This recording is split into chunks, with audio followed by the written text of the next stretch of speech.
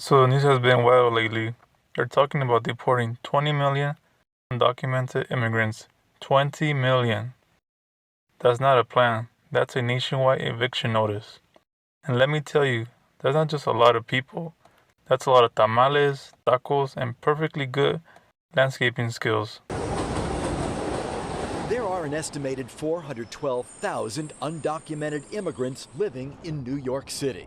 Yatsiri Tovar says her mom and dad are two of them. My parents have been living here for more than 30 years, and I think they see themselves as New Yorkers as anybody else. Yatsiri is taking Donald Trump at his word that he will carry out his campaign promise to use immigration agents to round up and deport mass numbers of undocumented immigrants.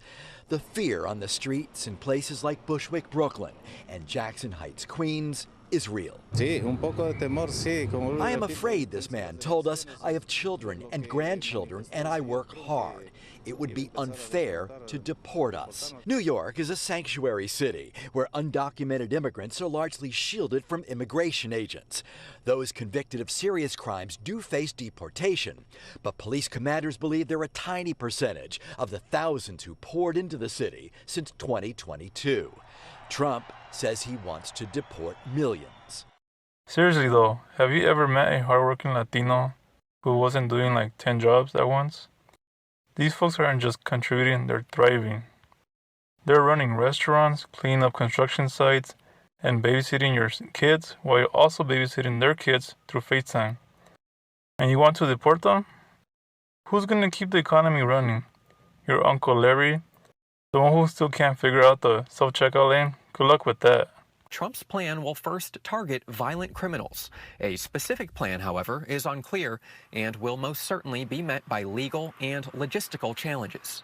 I do agree though, if they're criminals or people who just come here and want to get free money and not work and not contribute to the country, then definitely should be deported. There are criminals roaming the streets across the United States of America who are in our country illegally. We have to get them out of our country as quickly as possible. But let's break it down.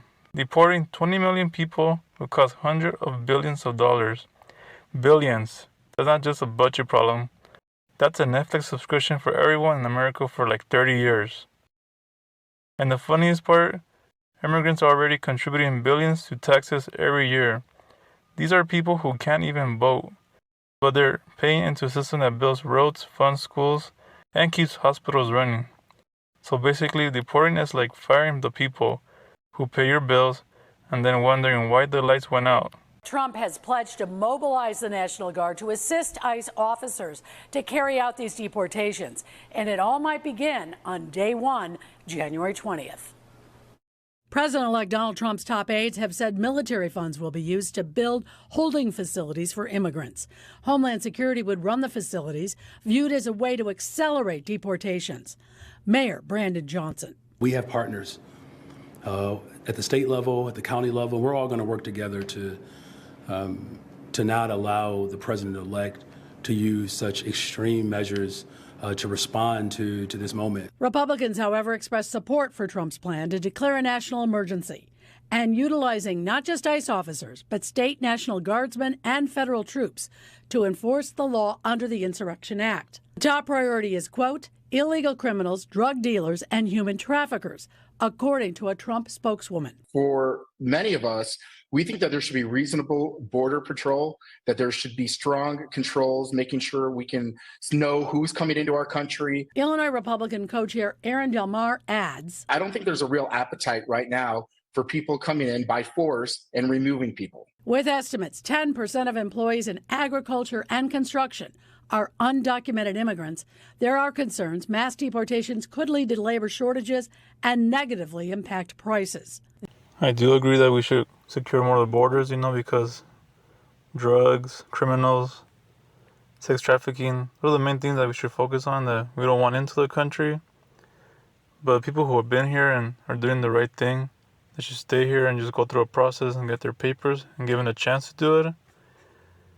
And I understand it's not fair for everyone, but to come in, they want to come here for a better life, but the economy is not in a great place, and it's just, it's going to take time for people to come through. And I do agree that everybody should get, apply to come here first, and they have to wait and do it the right way. instead of coming illegally. It just makes it easier for everyone else and to help reduce crimes, drugs, and sex trafficking as well.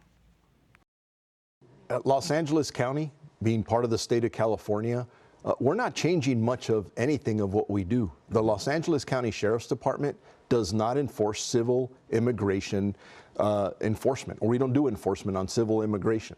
So we'll continue to do what we do. And that means, and that's important because there's a lot of rhetoric out there. I don't want people to be afraid to call the Sheriff's Department when they need something. If they're a witness to a crime, if they're a victim to a crime, they need to call us. We don't and will not start asking people about their immigration status. That becomes very important. Public trust here is paramount to a safe neighborhood, this partnership that we desire to have. If we start doing work with immigration, that is detrimental to that relationship, and it actually violates current state law, SB 54.